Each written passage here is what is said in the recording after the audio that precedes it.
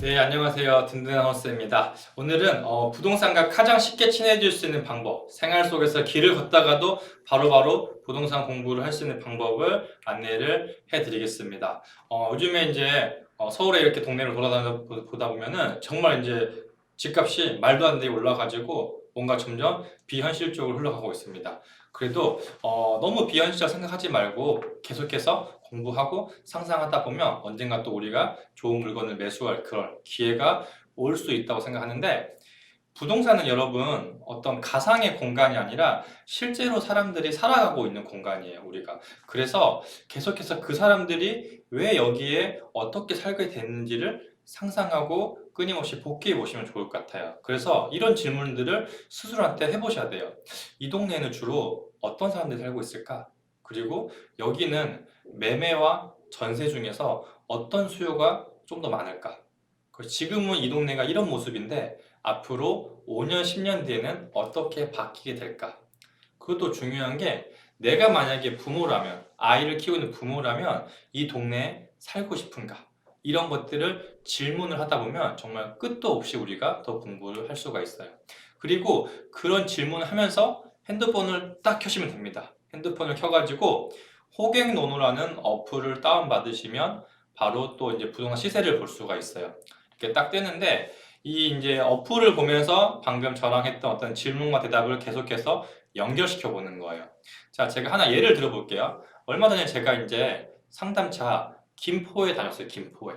김포 한강신도시 다 다녀왔는데, 실제로 가서 보니까 운양동이라는 동네가 있는데 30평대 매매 가격을 어플을 통해서 볼 수가 있었고요. 그리고 전세 시세도 볼 수가 있었어요.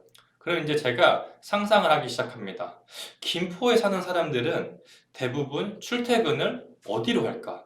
왜냐면 김포 자체에는 일자리가 그렇게 많진 않을 것 같은데, 김포하고 가장 가까운 대규모 일자리는 어디에 있지? 찾아보니까 서울 강서구에 마곡지구라는 곳이 있어요. 실제로 마곡지구는 대대적인 개발을 통해서 대기업들이 굉장히 많이 입주하고 있죠. 그만큼 일자리가 많이 생겼다는 거예요. 그런데 여기서 출근을 하는 사람들은 물론 마곡 근처에 살면 좋겠지만 마곡은 집값이 어마어마하게 비싸요. 그러면 상대적으로 마곡보다 저렴한 김포에 집을 두고 출퇴근은 할 수 있겠구나. 내가 만약에 마곡에 직장이 있는 사람이라면 김포에서 살고 싶을까? 이런 것들을 계속 상상해 보는 거예요. 그런 상상을 나중에 우리가 이제 어떤 투자로도 연결할 수가 있는 거죠. 그래서 이런 상상을 하면서 구체적인 숫자로, 시세로 보면 좋기 때문에 그것들을 가장 빠르고 정확하게 알 수 있는 게 이런 어플이 있어요. 호갱노 어플이. 그래서 항상 이제 어플을 다운받으셔가지고 어느 새로운 동네에 가면은 어플 한번 딱 켜보세요. 어플 켜고, 여기서 가장 비싼 아파트는 뭐지?